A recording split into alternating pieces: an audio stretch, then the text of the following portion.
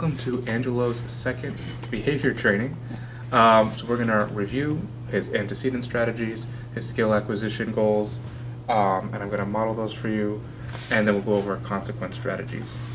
So starting with antecedent strategies, Angelo may engage in attention-seeking behavior by claiming he's injured or sick or somehow not doing well, and it's often very clear this is not the case. So for example, here at SSH, when he first came, was claiming he had a runny nose and he was having diarrhea, and like his nose was dry as the Sahara. He was clearly not, but he was engaging in this repetitive kind of behavior, and behavior that I think that is also an antecedent to some other problem behaviors, right? So he would tend to blow his nose over and over, and obviously there's nothing coming out.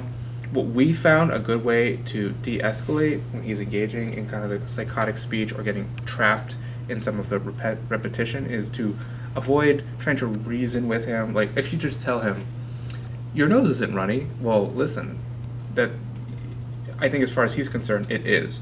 Remember that Angelo does have schizophrenia, and he is going to react to things in ways that are not predictable or rational, right? So what we found is changing the subject or kind of talking about things that he prefers seem to be effective at de-escalating and changing the rails about some of those psychotic topics. So for example, he's talking to you about some sort of psychotic episode. So again, the example I'm using is that he was talking about how his nose was running, how he's sick, over and over and over, even though that's not the case. And we found that changing the subject to something else that he likes to talk about, so he likes shoes, his brother, his love life. I don't know if Anna Marie is real, but he likes to talk about her a lot with all the drama. I mean, I know they've broken up, and then they got back together, and last I heard, they're going to have a baby. I don't know, but the point is that we're no longer talking about he was sick in this case, or we're not fixated on whatever psychotic issue is going on in his mind, right? Or just how good he's doing. When he starts changing the subject, you want to really consciously praise what he's saying. So for example, if let's say he's saying, I'm sick, and you say, oh, well, how's Anna Marie doing? And he says, oh, Anna Marie is good. And you say, whoa, thank you so much for telling me about Anna Marie. And if he goes back to talking about he's sick, we don't respond to that, or we redirect. What did you do with Anna Marie? So we're ignoring the psychotic speech, and we are purposely directing and reinforcing the other topic. I will say that maybe talking about Anna Marie or that stuff is potentially psychotic speech, but I don't think that from what we've seen he gets as agitated around that as he might around other topics.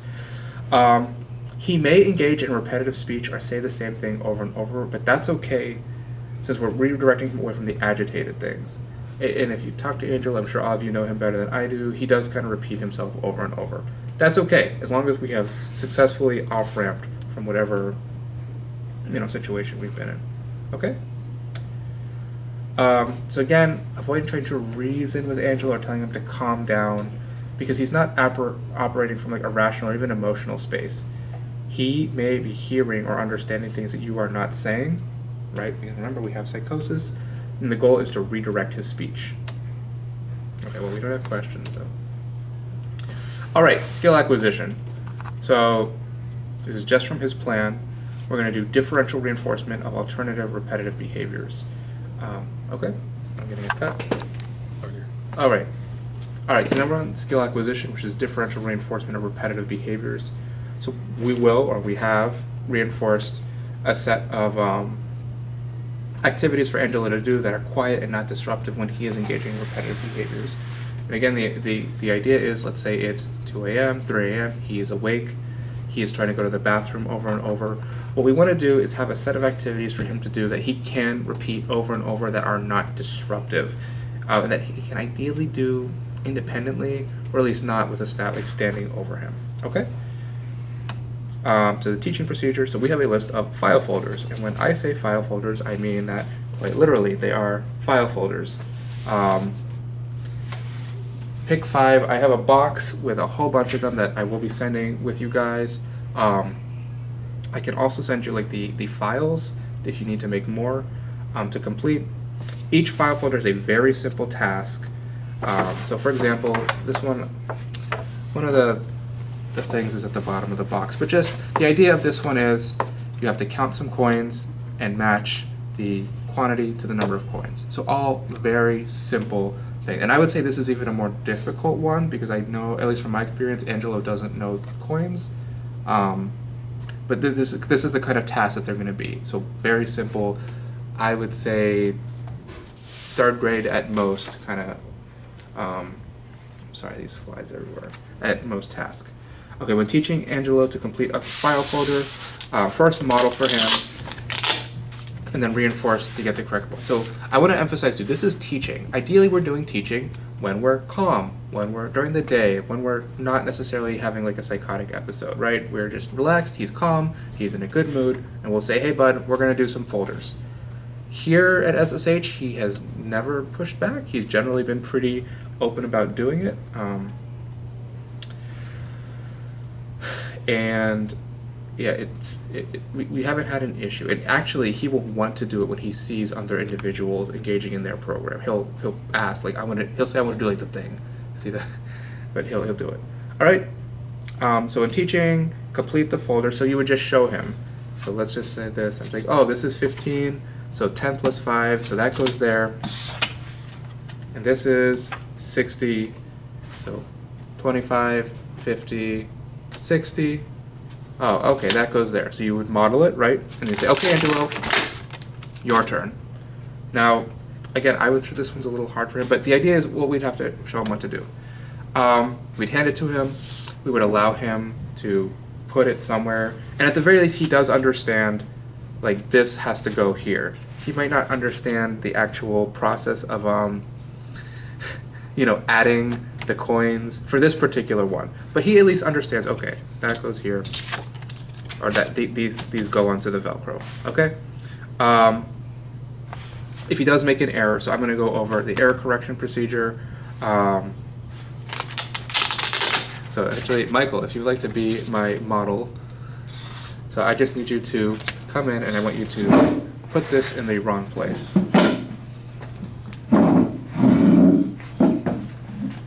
So we're just pretending Michael is Angelo. So he's going to put that in the wrong place. So here, I wouldn't let him continue. I'd say stop. So just going through, show him what the correct response is. So this one. Then have him do a transfer trial. So a transfer trial just refers to a simple action that Angelo can do. So it might be, all right, Michael, clap your hands. Excellent. So now, show me where it goes again. In this case, I am going to prompt the response. So notice I'm putting this right by the right answer. So this is called a positional prompt. Because I want to make it very obvious what the correct answer is. So we'll have Michael, he'll get it right now. So we go again. And then we praise, hey, excellent, that's the answer. And then you would move on, okay? Okay, well I kind of moved forward. After the transfer trial, if he gets it correct, move on. Okay, good, we're good. Now let's move on. If he makes an error, correct him with a higher prompt level. So we will talk about prompt levels. Excuse me. I used in this case, what's called a positional prompt, where I put the answer kind of close to where it's supposed to go. It might be the case, let's say I try it again, and after prompting, he puts it in the wrong place, then I would use a higher prompt level, which might be, for example, a gesture, or a model. So a gesture would be, it goes here, so kind of pointing to where it goes. It might be, for a model, hey, it goes here, your turn.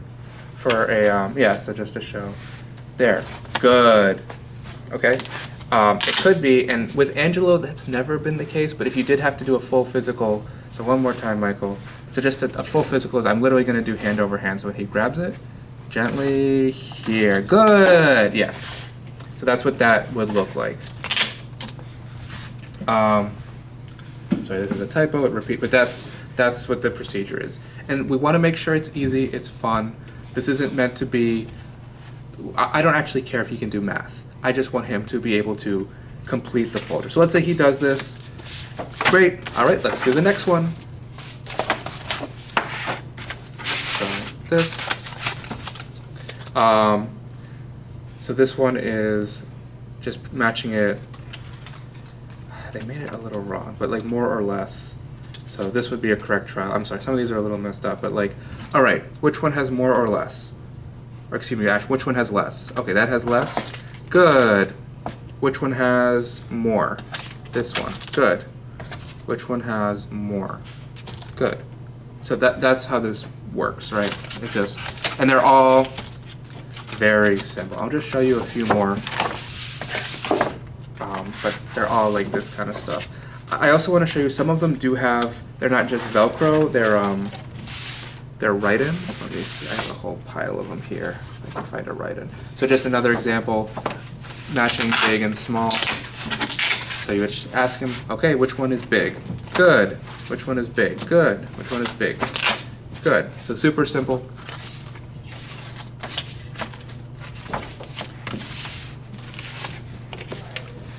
I'm just looking for a fill-in.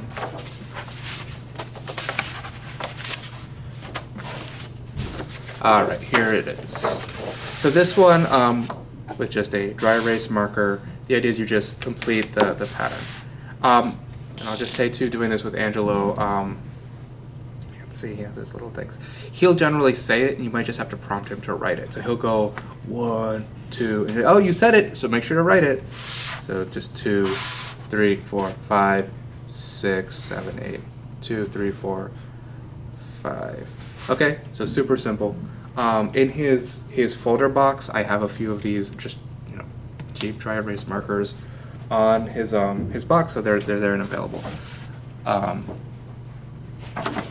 Okay, so that's the file folder, and then the idea is to practice. So we said this earlier, to practice doing the file folders and teach him how to do them when he's able to do them independently and do them repetitively. So ideally, the idea is instead of getting fixated on taking up the trash or going to the bathroom over and over again, we have a big file of easy things that he's able to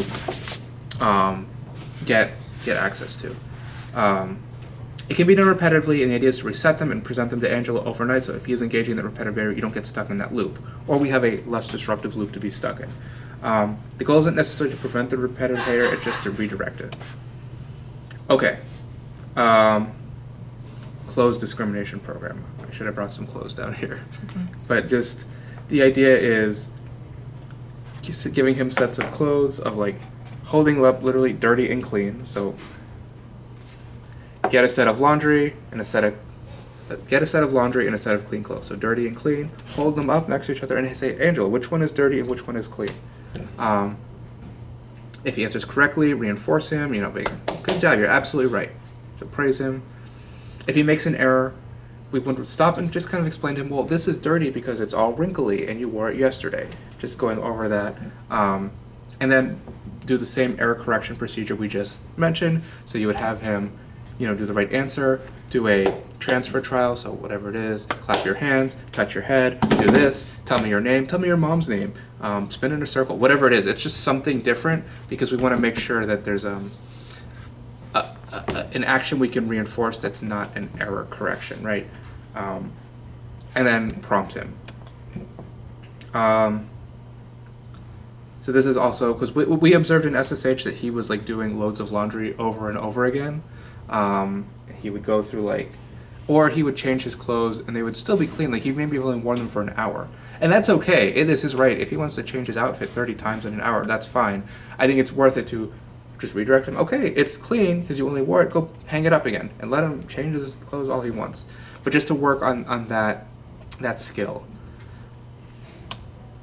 All right, and then we talked about prompting. I already kind of went over this with Michael, just modeling, but independent is not a prompt, but our goal.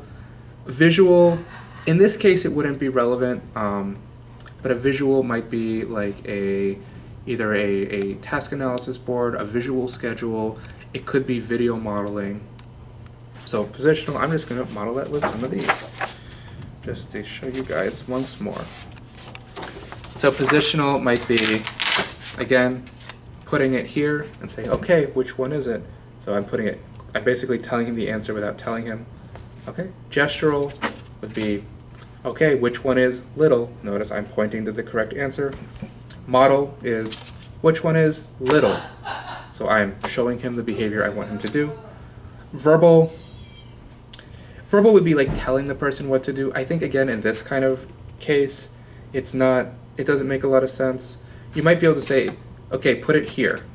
You're kind of telling him, But I would think like verbal prompting is also, if any of you are parents, you do with your kids. For example, if your kid, you might say please, say thank you, right? Or maybe if they're a little older, you might do a partial verbal prompt and say, hey, what do you say? What's the magic word, right?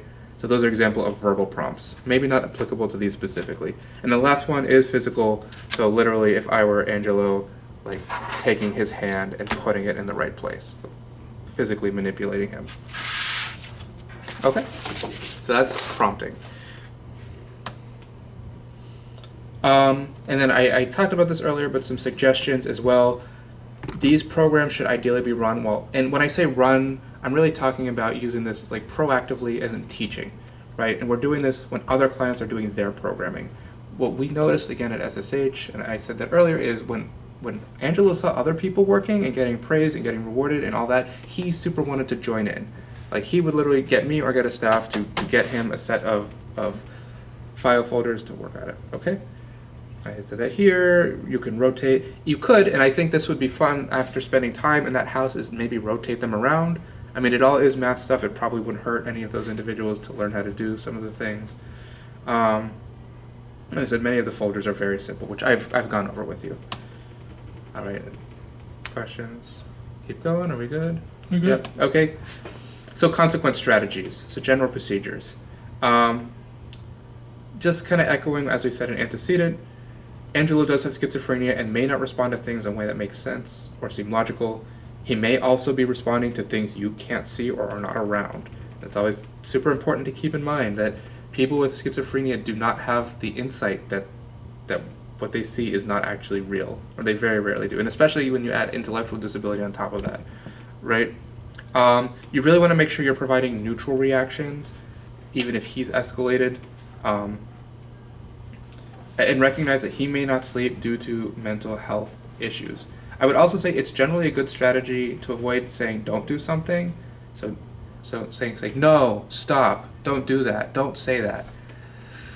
Again, I never want to say never say no to your clients, because obviously you should say stop and no to Angelo. But when you're managing behavior, it's generally better to be proactive. So instead of saying no, don't do that, say, hey, come sit down in the living room. Hey, hand me that. Hey, let's get your file. The idea is to present something to do versus telling him not to do something. And we found as well, when he is in crisis, he really, really, really does not like being told he can't do something. So keeping that in mind. We also talked about the attention-seeking behavior, so just redirecting it again with differential reinforcement. Verbal aggression. So avoid engaging with Angelo if he is engaging in verbal aggression. So maintaining a neutral expression and offer directives in a calm demeanor. If he is yelling about nothing in particular, then ignore the verbal aggression. So just an example we had here at SSH, we had a staff member who was making a peanut butter and jelly sandwich, not for Angelo, but for another client. And Angelo started ranting, well, I don't want that. I'm not eating peanut butter. And the staff tried logically, well, it's not for you, so don't worry. But unfortunately, we are no longer in logic land. We're having a psychotic episode, and Angelo just started ranting and ranting. And the staff member just ignored him, and eventually he went to his room. This whole episode lasted about 10 minutes, and he came back and he's like, I want lunch, right? But the idea is to not get into a back and forth with him, because she tried to tell him this isn't for you, and he responded in a way that indicated that he wasn't thinking rationally or clearly. So that at that point, there's really nothing to say. So the WAIT strategy stands for why am I talking? So trying to reason with Angelo when he's belligerent is likely not useful, and if the origin of the behavior is psychosis, then again, there's nothing you're going to say that he might respond to. And talking to him might make him more agitated. We've had a lot of success with waiting for him to calm down. With the prompt strategy, so giving directions, we've also found providing simple directions when Angelo appears to calm can help de-escalate him. So let's say he's ranting, and he kind of gets quiet. Giving him very simple, easy directions, like, hey, come here. And if he does, like, hey, thank you so much for that. Even if he's kind of rude to you, say, I'll do what I want. Whatever he says, the fact is he complied. We want to praise that as an opportunity to look for more positive behavior. Come here. Even tell me your name. Tell me your mom. Again, getting back to those simple, easy things to reinforce. Okay, yeah, and here the goal is to give them simple instructions to reinforce. and to kind of off-ramp that crisis behavior. You can go in between the wait and the prompt strategy. You know, when I teach these, I often view the prompt strategy as like a dipstick as well to test, well, is Angelo calm or not, right? Because he might be quiet, he might look like he's fuming, and you might say, hey, come here, and he might curse you out. Okay, well, we just learned, we tried the dipstick, and it came out we're still in crisis. No problem. Okay, Angelo. We don't have to get back and forth. What we did see here is he did tend to calm down very quickly. I understand that might not be the case at his previous setting at your guys' place. I do think, though, it is being really consistent with how you react to him. You know, everybody here at SSH reacted the same. He kind of quickly learned that no one's going to go back and forth with me. So it is very important to make sure everybody's doing the same thing, okay? Yeah, and I note here, it might be more difficult for you guys because you have a longer history, but we do think with consistency, you may be able to lessen the intensity of behavioral crisis or ideally prevent it from happening at all. And then again, if he is engaging in repetitive behavior, the goal will be to direct him to complete the file folders. So, you know, when we're talking about skill acquisition, that is when we're calm, when we're in a good mood, when we're listening. If he's engaging in those repetitive behaviors and it seems like he's kind of stuck in that loop, he's not like fighting with you, but the idea is we've spent all this time during the day practicing these sets of behaviors, and now we can like have him do it. Like, okay, let's go downstairs and do your folders, and try and get him to do that repetitively instead of, you know, going to the bathroom, flushing the toilet, going through 3 rolls of toilet paper, whatever the case may be. And again, we want to really practice and reinforce that. So whenever whatever is happening in his mind happens, it goes to, instead of I have to flush the toilet, that's I got to do my folders. Task refusal.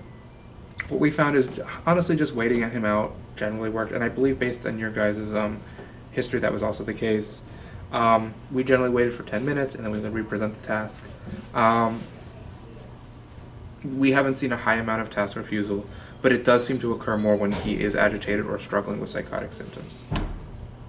And that's it. Awesome. So, using the wait strategy? Yeah. And that's where you wait them out? Uh-huh. No talking? Yeah. Right? No questions? Yeah. Now, I can say with the wait strategy, you can give neutral responses like, okay, I understand. So you don't have to like hard ignore him or pretend he's not there, but just giving a very neutral, nonchalant answer, right? And that at least in my experience, can sometimes be useful. Sometimes hard ignoring people can make things worse, but sometimes if you're just like, okay, I understand, okay, you know, the idea is we're not getting into a back and forth. We don't necessarily have to ignore the client. We're just keeping it calm and neutral. Yeah. So you can also prompt him as well. Yes. Well, so that's always, it's kind of following him. Like if he's screaming and screaming, now you can definitely try, and if he complies with the request, great, awesome, you can go with it. But if you say like, okay, Angelo, go sit in the kitchen. I'm not going to sit there, blah, blah, blah, and he's going off, okay, well you just learned we're not ready, but you say, okay, let him, and he carries on it, and maybe 5-10 minutes go by and you try, hey, go, whatever it is, like, can you tell me your name? Or can you tell me my name? He's like, oh, your name's Miss Frida, you stupid bitch. Well, guess what? Even if he's cursing at you, he still complied. And that's what we want to like, oh, thank you so much for telling me your name. The goal necessarily isn't to like have him being polite. We're just trying to de-escalate him and say, oh, great, thank you so much for telling me my name. Okay, can we come, let's go sit down over, or let's go stand over here. Whatever it is, super easy, promptable things. Like, you know, the reality is with crisis, you're never going to go from you're up here to zero crisis. It is going to take time. It is going to have to de-escalate. And again, we have to keep in mind with Angelo, sometimes he is again experiencing things that might not be there. And I do think he might, even if he might not fully be understanding what he's saying or why he's saying it, I do think there's also an element of attention in him kind of testing how you are going to react to him. And I think if he does see, well, no one's really reacting, even if he is going through whatever he's going through, I think that he'll be more willing to kind of comply as time goes on, or more willing to de-escalate. Okay, other questions, Michael? That's it. Thank you very much, Stephen. Yeah. We really appreciate you. Yeah, we loved having Angelo here.